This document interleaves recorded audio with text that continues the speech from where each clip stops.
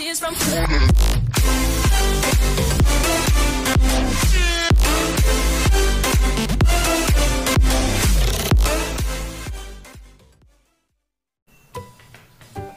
teman-teman, kalian tahu tidak bahwa Islam merupakan salah satu agama yang memiliki umat terbanyak di dunia? Pada zaman dahulu, pengikut Islam belum sebanyak saat ini loh. Maka tidak mudah bagi umat terdahulu dalam berjuang mempertahankan Islam hingga berhasil berjaya. Namun, apakah teman-teman tahu bahwa umat Islam pernah mengalami kemunduran? Nah, teman-teman, penting bagi kita untuk mengetahui sejarah kemunduran umat Islam ya, agar kita dapat mengambil pelajaran dari sejarah tersebut, sehingga kelak kita mampu mempertahankan kemajuan umat Islam. Untuk mengetahuinya lebih lanjut, yuk kita simak pembelajaran kali ini.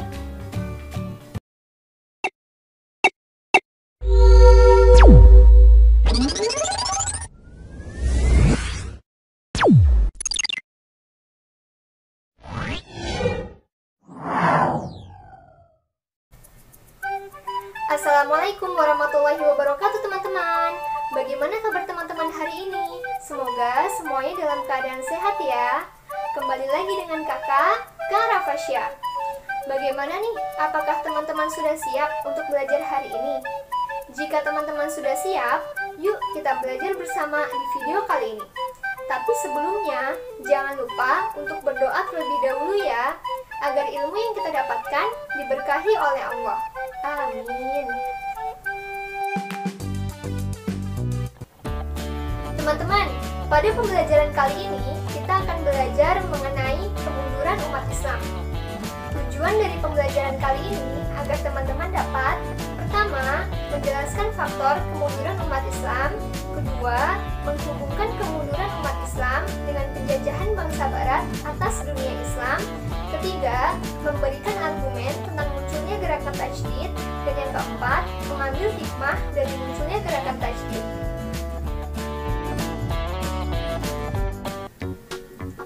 Teman-teman, seperti yang kita ketahui bahwa pada zaman dahulu umat Islam pernah mengalami kejayaan, sangat berkuasa, dan bahkan ilmuwan-ilmuwan banyak yang berasal dari Islam. Tapi, mengapa ya seiring berjalannya waktu umat Islam mengalami kemunduran?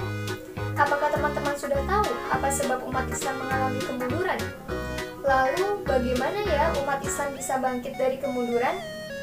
Untuk mengetahui jawabannya, tetap simak dan tonton video kali ini ya teman. Teman-teman, kalian tahu tidak bahwa dahulu umat Islam pernah mengalami kejayaan dan pernah menjadi kiblat bagi orang-orang Barat? Pada masa kejayaan Islam, terdapat banyak sekali penuntut ilmu dari Barat yang mempelajari ilmu di daulah-daulah Islam. Apa teman-teman ada yang tahu mengapa orang Barat banyak yang mempelajari ilmu di daulah Islam? Ya, itu karena ilmu pengetahuan umat Islam mengalami kemajuan di masa itu. Apa teman-teman ada yang tahu apa saja bukti kejayaan umat Islam? Nah, di sini kakak akan sedikit menjelaskan mengenai bukti kejayaan umat Islam. Yang pertama ada Istana Al-Hamra. Adakah teman-teman yang pernah mendengar tentang Istana Al-Hamra? Nah, teman-teman, jadi Istana Al-Hamra merupakan istana sekaligus benteng yang memiliki arsitektur indah dan menjadi pusat kekuasaan dinasti Bani Ahmar yang merupakan dinasti Islam terakhir di Andalusia. Nah, sekarang teman-teman sudah tahu kan tentang Istana Al-Hamra? Selain Istana Al-Hamra, ada juga Taj Mahal, teman. Siapa yang tahu Taj Mahal berada di mana? Yap, Taj Mahal berada di India dan merupakan bukti peninggalan kejayaan dinasti Mughal di Agra, India, teman.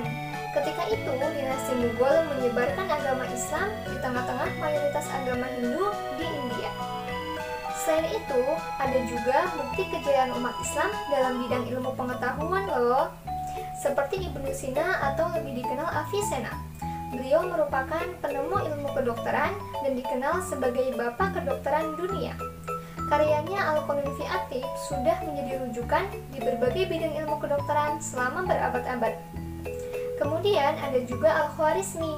Beliau merupakan ilmuwan muslim ahli bidang matematika dan penemu alat jabar. Kalian tahu tidak bahwa angka yang kita gunakan saat ini merupakan hasil penemuan ilmuwan Islam yang disebut Arabic numeral. Bahkan Islamlah yang mengenalkan angka tersebut kepada bangsa Barat.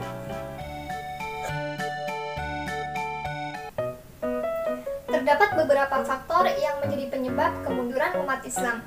Nah, kira-kira apa saja ya faktor yang menjadi penyebab kemunduran umat Islam? Yuk kita cari tahu bersama. Pertama, ada faktor internal, yang mana berasal dari Islam itu sendiri, seperti perebutan kekuasaan antara penerus Daulah Abbasiyah. Karena terjadi perebutan kekuasaan, maka terjadilah perang saudara yang menjadi pemicu pecahnya kekuatan Islam. Kemudian, fanatisme kebangsaan.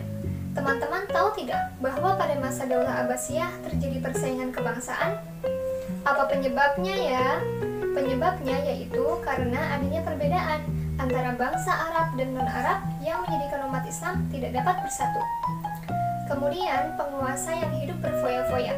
Kecenderungan para penguasa yang hidup mewah dan berfoya-foya mengakibatkan roda pemerintahan terganggu dan rakyat menjadi miskin.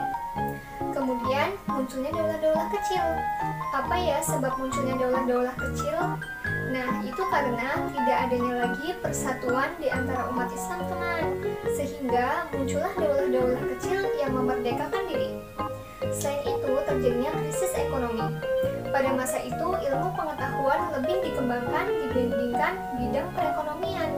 Hal inilah teman-teman yang menjadi penyebab kesulitan ekonomi yang berpengaruh pada bidang politik dan militer.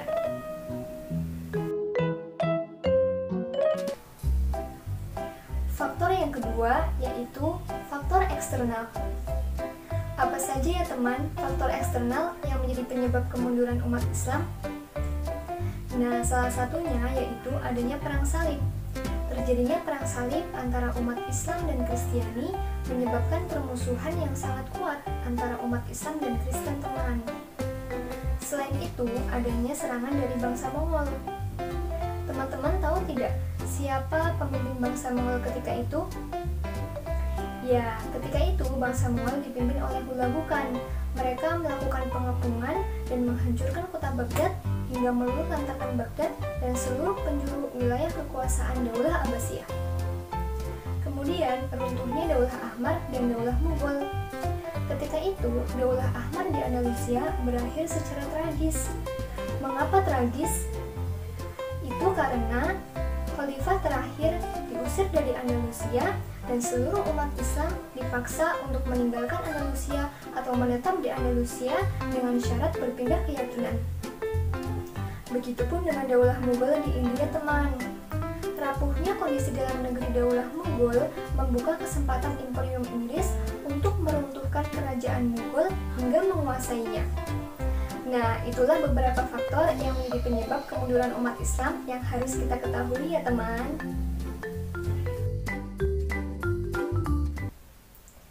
Selain itu, terdapat penyebab mengapa umat Islam mengalami kemunduran dan sulit untuk maju menurut Syekh Amir Syakib Arselan. Kira-kira apa saja ya penyebabnya? Yuk kita pelajari penyebabnya bersama. Pertama, tidak mempraktikkan ajaran Al-Quran dan hadis, di mana pada masa itu umat Islam tidak benar-benar mengamalkan ajaran Islam sesuai dengan syariat, khususnya Al-Quran dan hadis. Padahal Al-Quran merupakan pedoman hidup umat muslim agar bahagia dunia dan akhirat.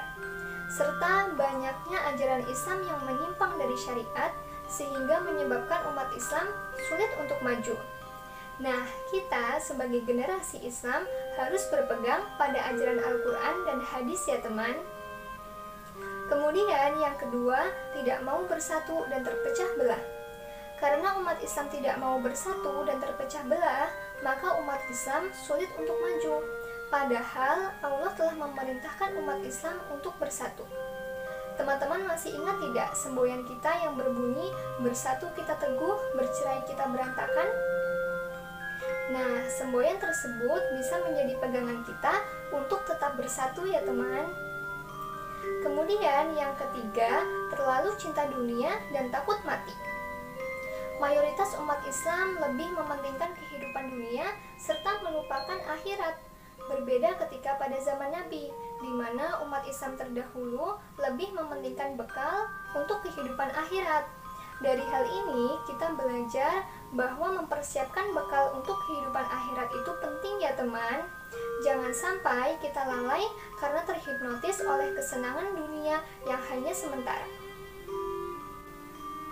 Kemudian yang keempat, hilangnya semangat jihad.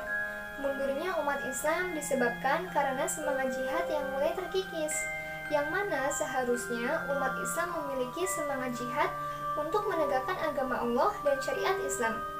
Teman-teman masih semangat kan untuk berjihad menegakkan agama Islam? Pokoknya semangat jihad kita jangan sampai pudar ya. Kemudian yang kelima, lebih mementingkan hal yang tidak penting.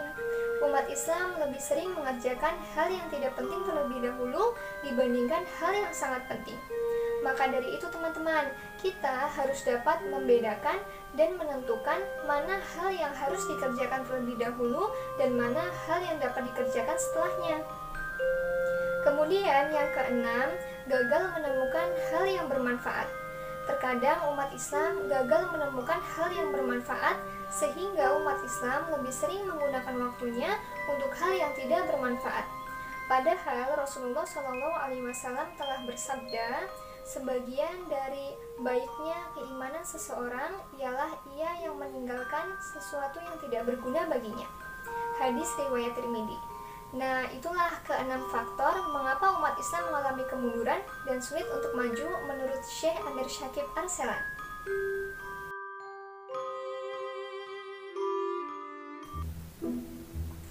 Teman-teman, kalian tahu tidak bahwa kekalahan Turki Utsmani menghadapi bangsa Eropa merupakan awal penjajahan bangsa Barat di negara Islam loh. Tidak hanya Turki Utsmani saja teman, dinasti Safawi di Persia dan dinasti Mughal di India juga dikalahkan oleh bangsa Barat. Lalu, apa ya yang menyebabkan bangsa Barat bangkit? Nah, ketika itu bangsa Barat bangkit karena memiliki semangat keilmuan yang tinggi, hingga membawa mereka pada penemuan-penemuan baru, melakukan penjelajahan samudra, revolusi industri, hingga berakibat pada imperialisme khususnya terhadap bangsa Islam. Kemudian adanya ekspedisi dari Inggris, Portugis, Belanda, Spanyol di kawasan perdagangan internasional Malaka, Gujarat, dan lainnya membukakan mata mereka terhadap bangsa Islam teman. Banyak sekali keuntungan yang bisa mereka dapatkan apabila mereka berhasil menguasai bangsa Islam. Selanjutnya, bangsa Barat menerapkan politik divide et impera. Apa teman-teman ada yang tahu apa itu politik divide et impera? Ya, politik divide et impera merupakan politik pecah belah atau adu domba teman, di mana penjajah menciptakan pemisah antara kaum bangsawan dan rakyat kecil dengan berbagai cara untuk menguasai Islam. Karena politik tersebut, maka terjadilah perpecahan dan tidak adanya persatuan, sehingga kekuatan Islam semakin melemah. Selain itu, bangsa Spanyol dan Portugis juga memiliki 3 semboyan untuk menjajah Islam loh. Siapa yang tahu apa saja semboyannya? Pertama, ada gold, yang berarti semangat untuk mencari keuntungan, di mana penjajahan yang mereka lakukan bertujuan untuk mengeruk kekayaan negara yang ingin mereka duduki. Kedua, ada glory, yaitu semangat untuk mencapai kejayaan dalam bidang kekuasaan.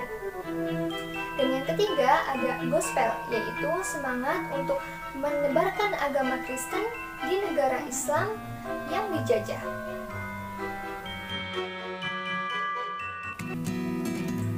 Teman-teman, apa sih sebab munculnya gerakan pembaharuan dalam Islam?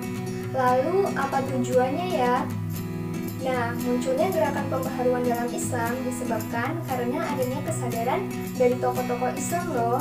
Mereka memandang bahwa persatuan dan kesatuan antar umat Islam sangat penting. Karena dengan adanya persatuan dan kesatuan, umat Islam akan semakin kuat dan berjaya.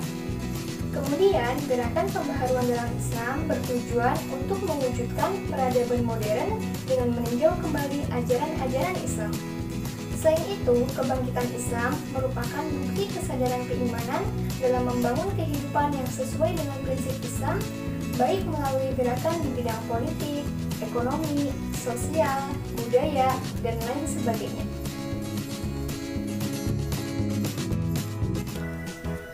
Teman-teman, ada yang tahu tidak? Kira-kira pembaharuan Islam ada di bidang apa saja ya? Yuk kita cari tahu bersama. Pertama, ada pembaharu di bidang pendidikan, teman. Yang mana pembaharu di bidang pendidikan ini mengikuti sistem pendidikan yang diterapkan oleh bangsa Barat dalam mengembangkan sains dan teknologi tanpa mengesampingkan syariat-syariat Islam. Lalu, siapa saja ya pelopor pembaharu di bidang pendidikan?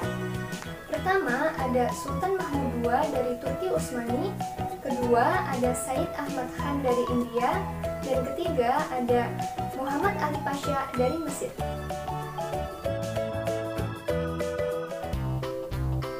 Selain pembaharu di bidang pendidikan, ada juga loh pembaharu di bidang ijtihad. Kelompok ini mengajak umat Islam untuk kembali kepada Al-Quran dan Sunnah dengan tidak mengabaikan ijtihad, karena ijtihad senantiasa diperlukan sebagai upaya penyesuaian ajaran Islam dengan perkembangan zaman. Lalu, siapa saja ya pelopor pembaharu di bidang ijtihad? Pertama, ada Jalaluddin Al-Afghani. Kedua, Muhammad Abduh. Dan yang ketiga, Muhammad Rashid Ridho.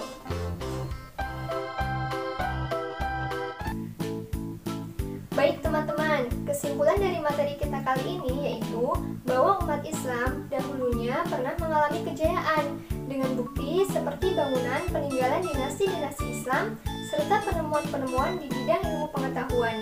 Kemudian, seiring berjalannya waktu, Islam mengalami kemunduran yang disebabkan oleh beberapa faktor internal dan eksternal. Setelah itu, muncul kesadaran dari tokoh-tokoh Islam untuk menggerakkan pembaharuan Islam agar umat Islam bangkit melawan penjajahan bangsa Barat, sehingga umat Islam dapat berjaya kembali.